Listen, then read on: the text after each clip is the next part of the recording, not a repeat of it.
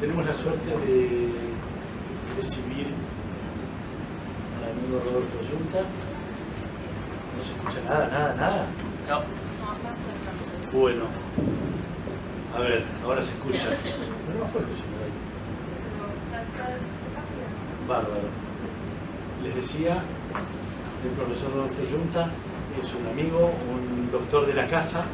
Si bien sus orígenes están en Puan, en la Casa de Filosofía y Letras de la UBA, lo raptamos, lo robamos para nuestra casa de AFADU y bueno, se doctoró acá con nosotros y le pedimos por favor que viniera a darnos una charla sobre un Buenos Aires particular, un Buenos Aires que va a contar, que tiene que ver también con su tesis de doctorado, ¿verdad? Y lo vamos a hacer en el marco del taller virtual en Red Arquisur, perteneciente a la Cátedra UNESCO, con el cual hacemos la vinculación no solo la materia optativa acá en FADU, sino la vinculación con 23 facultades de Latinoamérica pertenecientes a la Arquisur. Rodolfo, así nos contás un poco, si tenés alguna pregunta. Salieron ellas.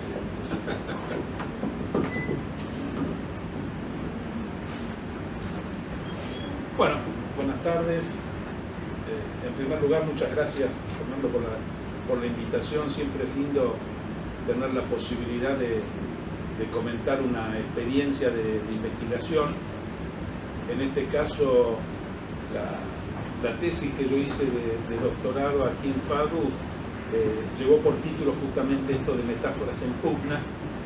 Se trata de trabajar la modernidad, una modernidad imaginada en esa época en la ciudad de Buenos Aires, entre 1862 y 1880. El periodo que yo elijo es un momento especial en el cual por primera vez se unifica nuestro país, pero teníamos una constitución nacional en 1853, pero la Confederación se separa de la provincia de Buenos Aires, batalla de por medio, Cepeda, Pavón, y en el 62 recién hay una aceptación de la Constitución Nacional con algunos cambios por parte de Buenos Aires y podemos decir que empieza la organización nacional con las provincias que formaban parte del país en esa época, que no es el actual. Piensen ustedes que todavía no estaba incorporado a la Patagonia, parte del Chaco, es decir, un país mucho más chico en tamaño que el que tenemos nosotros. La peculiaridad, si quieren ustedes, de este periodo tiene que ver con el hecho que no teníamos capital federal. Ese había sido el problema de la separación, había sido un punto de conflicto entre la provincia de Buenos Aires y el resto de las provincias del país, y entonces se llega a una ley de compromiso donde las autoridades de la provincia de Buenos Aires invitan a las autoridades nacionales a que sean huéspedes en la ciudad de Buenos Aires, que puedan residir inicialmente en un tiempo de 5 años en esta ley, hasta que se decida cuál iba a ser la capital. Y hay 3 presidencias que están enmarcadas en este proceso: Bartolomé Mitre, Sarmiento y Avellaneda. Termina siendo un conflicto, no se solucionó tan fácil. Mitre vetó en 2 oportunidades otro lugar que no fuera Buenos Aires. Sarmiento, que durante casi toda su vida luchó porque Buenos Aires no sea la capital, termina vetando 4 veces que sea otro lugar. Y finalmente en la etapa de Avellaneda esto termina o culmina con una guerra, porque tenían un candidato que era Alsina. Alsina muere, deciden los autonomistas presentar la candidatura de Roca. Los porteños querían a quien era el gobernador, Carlos Tejedor, y se desarrolló una guerra que no la tenemos muy incorporada en la historiografía, pero que implicó 4.000 muertos, digo, para darnos cuenta de que fue un pequeño conflicto. Las autoridades nacionales, esto es Avellaneda, parte del Congreso y diputados, se retira de la ciudad a lo que en ese momento era un pueblo y después ciudad, me refiero a Belgrano, y en la municipalidad de ese lugar es donde se finalmente dicta la ley de capitalización nacional, ¿no es cierto?, en 1880, por lo cual Buenos Aires es capital federal. Me toca a mí el hecho de que justamente yo trabajo en ese edificio, porque actualmente eso que fue la Municipalidad de Belgrano es el Museo Histórico Sarmiento, en el cual estoy trabajando desde el 2005, digamos, en cultura ya 30 años. La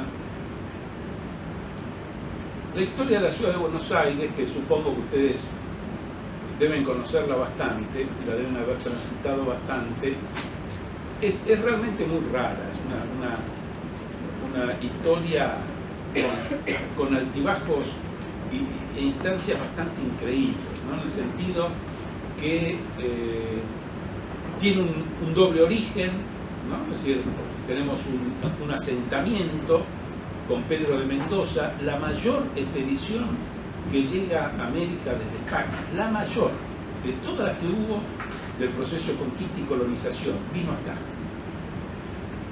Y se murieron de hambre. Una cosa inédita, una obsesión, una cuestión nobiliaria con respecto del trabajo, de creer que el aborigen tenía que servirlo y que no fue así, terminaron finalmente en una situación de conflicto, literalmente se mueren de hambre.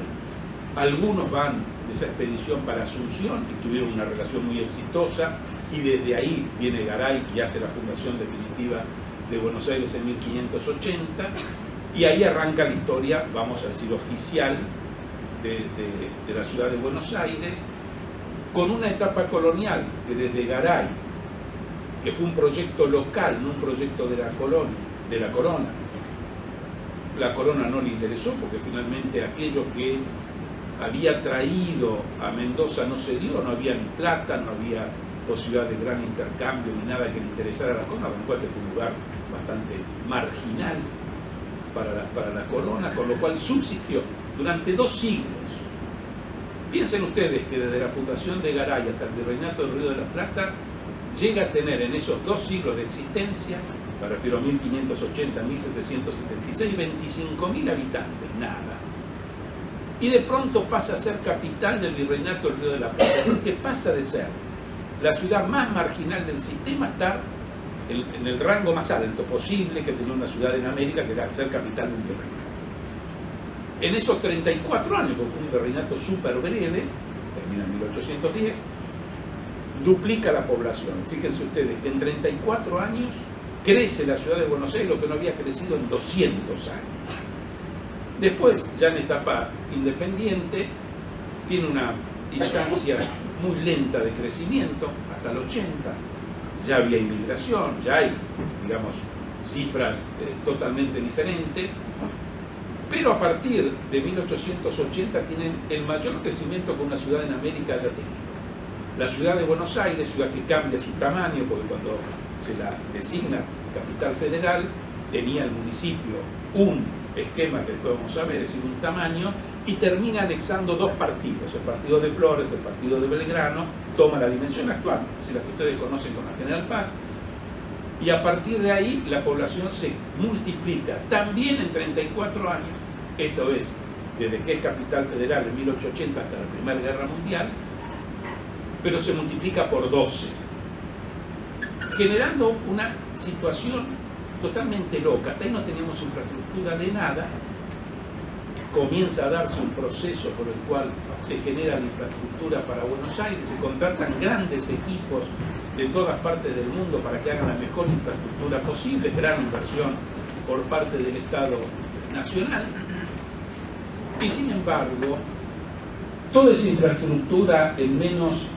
de 10 años queda absolutamente agotada, es decir, con muy poca posibilidad de seguir adelante. Es decir, un fenómeno rarísimo, porque se vio superado absolutamente. Creo que vamos a estar con un micrófono. Ahí escuchan, ¿verdad? ¿Sí? Sí. Para que no acoplen, porque ahora que tan fuerte pueden acoplar.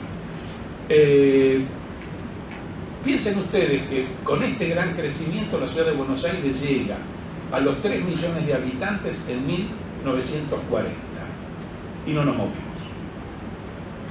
como ciudad de Buenos Aires. estrictamente en sus límites hasta la actualidad.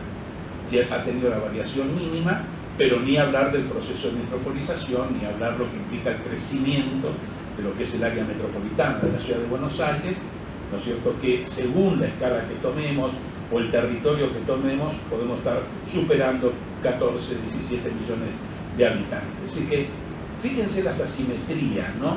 Es decir, una instancia un tanto espasmódica, si quieren ustedes, la forma de crecimiento, ¿no? Es decir, mesetas, unas situaciones muy calmas, donde no, por crecimiento vegetativo no hay mucha diferencia, digamos, de población, y de pronto saltos, evidentemente dados por procesos migratorios altísimos, nuevamente mesetas y crece, ¿no? Una situación realmente muy interesante. Y a mí me comenzó a llamar la atención que había un periodo de la ciudad de Buenos Aires al que se le llamaba Gran Aldea. Un lindo nombre. No le vamos a ver cómo surge, es muy atractivo. Si ustedes toman cualquier libro general de historia de Buenos Aires, que no hay mucho, que tome desde la etapa fundacional hasta medianamente contemporánea, digamos el 2000, ustedes van a ver que hay un primer capítulo que habla de la etapa de las fundaciones, la etapa colonial, e incluso quizás en un segundo capítulo se barre toda la etapa colonial. Después hay un capítulo que es esto llamado Gran Aldea, algunos lo hacen ir de 1810 a 1880, con lo cual en 3 capítulos tenemos 300 años. ¿Sí? Barrimos 300 años. Y de pronto, cuando agarramos 1880 a 1930, 8 capítulos. Y así el más, es decir, muchísimo para poner, ¿no? Es decir, cantidades enormes de análisis, textos y bibliografía y fuentes, ¿no? Es decir, de todo tipo. Pero lo interesante está que definimos a la ciudad de Buenos Aires como una ciudad-puerto que no tuvo puerto durante, es decir, prácticamente 3 siglos. No tuvo una infraestructura portuaria concreta. Entonces, bueno, estas son las cosas que vamos a tratar de entender un poco de la ciudad de Buenos Aires.